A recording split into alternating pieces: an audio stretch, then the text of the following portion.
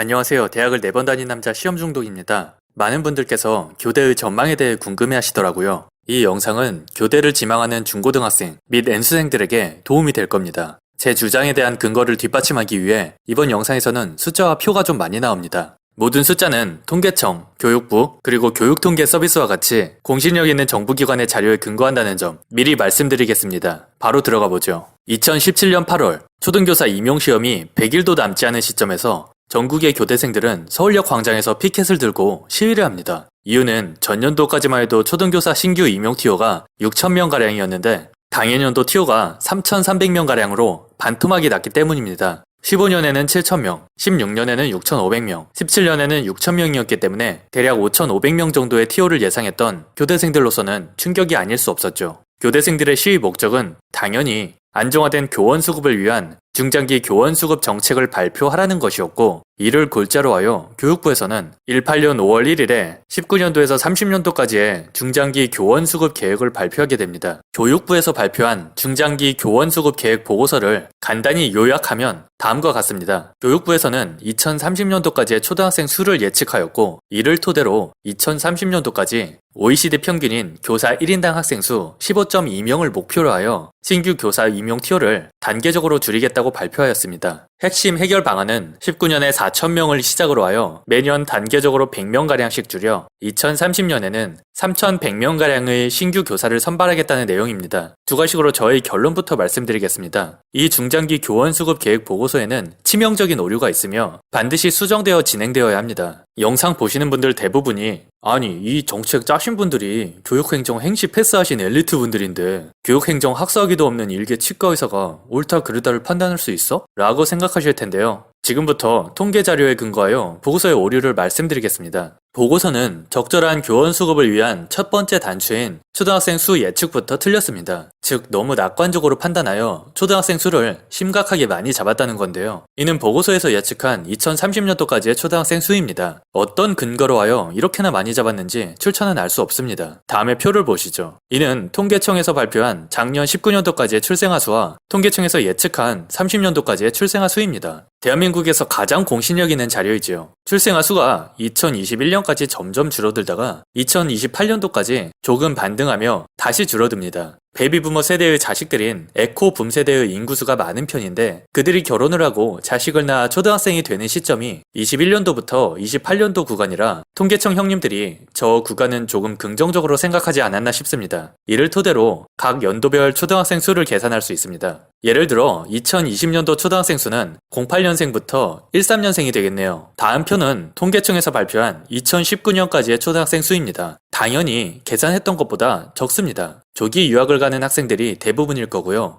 최악의 경우 사망한 아이도 있겠죠. 그 오차 범위는 표에서 계산한 바와 같으며 오차 평균값은 마이너스 3.82%가 나옵니다. 이를 토대로 하여 앞으로의 2030년도까지의 초등학생 수를 예측해 볼 수 있습니다. 그럼 18년도에 발표한 교육부의 중장기 교원 수급 계획 보고서에서 예상한 초등학생 수를 볼까요? 말도 안 되게 높은 수치입니다. 10만 명 정도의 오차면 그러려니 하겠는데 2030년도 오차를 보면 말이 안 되는 수준입니다. 다시 한번 강조드리지만 저 예측 수치는 제가 뇌피셜로 예측한 수치가 아니라 통계청에서 예측한 수치입니다. 그리고 심지어 통계청 형님들도 출생아 수를 비교적 낙관적으로 예측하는 경향이 있습니다. 2019년 출산율도 0.94명으로 예측했는데 실제로는 이보다 낮은 0.92명을 기록했습니다. 기대하고 있는 에코붐 세대들은 결혼해서 출산은커녕 취업도 못하고 있는 게 현실이기 때문에 더 낮은 수치를 기록하지 않을까 싶습니다. 첫 단추가 잘못 끼워졌으니 당연히 잘못된 수급 정책이 나오겠죠. 한번 살펴봅시다. 교육부가 목표로 하는 OECD 평균인 교사 1인당 학생 수는 15.2명인데요. 교사 1인당 학생 수와 교원 1인당 학생 수는 다릅니다. 교사 1인당 학생 수는 말 그대로 직접적으로 학생들을 담당하는 교사 1명당 학생 수이고요. 교원 1인당 학생 수는 교장, 교감, 보건교사, 영양교사, 사서교사, 전문 상담교사 등 서포터 역할을 하는 교사까지 포함한 수치입니다. 먼저 전국의 초등교사 수와 초등학교 수부터 보겠습니다. 출처는 교육 관련 통계 수치를 열람할 수 있는 교육통계 서비스 홈페이지입니다. 초등학교 수는 대략 1년에 20개 정도씩 늘어나는 추세이기 때문에 이를 반영하여 예측값에 넣었습니다. 교사 1인당 학생 수는 보고서에 15년, 16년, 18년 수치가 있습니다. 교사 1인당 학생 수를 추론하기 위해서는 서포터 교사들의 수를 계산해야 합니다. 학교당 교장, 교감은 반드시 한 명씩 있으니 2명은 무조건이고요. 보건, 영양, 사서, 전문 상담교사 등을 다 합쳐서 각 학교당 1.5명으로 계산하면 교육부 보고서에 나온 수치와 오차가 없기 때문에 이 숫자를 사용하여 예측하겠습니다. 2020년부터 2030년도까지의 초등교원 수는 매년마다 교육부에서 정한 초등교원 임용 티오를 더하고 퇴직자 수를 빼면 다음과 같이 나옵니다. 초등교원의 수에서 학교당 서포터 교사 3.5명을 빼면 초등교사 수가 나오고, 이를 교육부에서 예상한 초등학생 수에서 나누면 2030년까지 보고서에서 원하는 대로의 교사 1인당 학생 수가 나옵니다. 즉 현재 매년 4,000명의 교사 수급에서 매년마다 100명씩 줄여 2030년까지 3,100명까지 줄이는 해결 방안은 저 잘못된 학생 수 예측을 기준으로 할 때나 맞는 겁니다. 이 정책을 그대로 유지했을 때 통계청에서 예측한 초등학생 수를 삽입하면 2025년에 이미 목적이 완수되므로 또 한 번 임용 티오를 줄이는 피바람이 불 것입니다. 화제를 전환해서 교대생 정원에 대해 알아보겠습니다. 교대 한 학년 정원은 08년도에 5,408명, 09년도에 5,209명, 10년도에 4,795명, 11년도에 4,338명, 12년도에 3,848명으로 단계적으로 줄였습니다. 하지만 12년도부터 현재 2020년까지 9년째 3,848명으로 동결되고 있는데요. 내년 21년도 교대 정원도 3,848명으로 이미 발표가 된 상태입니다. 그럼 2022년에는 어떨까요? 종합대학이 대학 기본 역량 진단이라는 평가를 하여 구조조정을 하는 것과 마찬가지로 교육대와 사범대는 교원 양성기관 역량 진단이라는 평가를 하여 구조조정을 합니다. 22년도 교육대학의 TO를 결정하는 5주기 교원 양성기관 역량 진단은 이미 18년도에 평가를 하였고 결과는 다음과 같습니다. 대부분의 교육대학이 A등급을 받았으며 4개의 교육대학이 B등급을 받았습니다. A등급과 B등급을 받은 경우 정원 감축의 의무가 없으며 C등급과 D등급을 받은 경우 각각 정원 감축 30%, 50%의 의무가 있습니다. 즉 5주기 교원 양성기관 역량 진단의 평가에 의하면 이론상으로는 22년부터 5년 동안 또다시 교육대학 정원은 3,848명으로 동결되게 됩니다. 그렇다면 교육부는 자신들이 초등학생 수에 대한 잘못된 추론을 한 것에 대해 인지하고 있을까요? 다행히도 인지하고 있습니다. 19년 11월에 기사가 나왔는데요. 정부가 예측했던 것보다 학령 인구 감소폭이 크기 때문에 올해 안으로 중장기 교원 수급 계획을 다시 내놓겠다고 하네요. 평가 결과에 따라 2022학년도부터 교대, 교원대, 일반대의 사범대 정원을 감축하는 방향으로 간다고 합니다. 좀 전에 말씀드렸듯이 이미 모든 교육대학은 C, D, 2등급 없이 A, B등급을 받았기 때문에 이론상으로는 정원 감축 의무가 없습니다. 하지만 학령 인구의 감소는 예측했던 것보다 심각한 상태이기 때문에 교육부 형님들이 한번 칼자루를 뺄 것 같고, 적어도 B등급을 받은 공주, 부산, 서울, 진주교대는 정원 감축을 피하기 어려울 것 같습니다. B등급을 받은 4개의 교대에서 반토막을 낼지, 아니면 30% 정도 감축하고 A등급 교대에서도 10% 정도씩 감축을 할지는 교육부 형님들이 알아서 잘 정해주시겠죠. 따라서 이 수능에서 교대의 문은 좁아질 가능성이 매우 높습니다. 만약 올해 다시 발표될 중장기 교원 수급 계획 보고서에서 교대 정원을 감축하는 방향으로 안 가고 저번처럼 신규 임용 티오를 반토막 내는 방향으로 간다면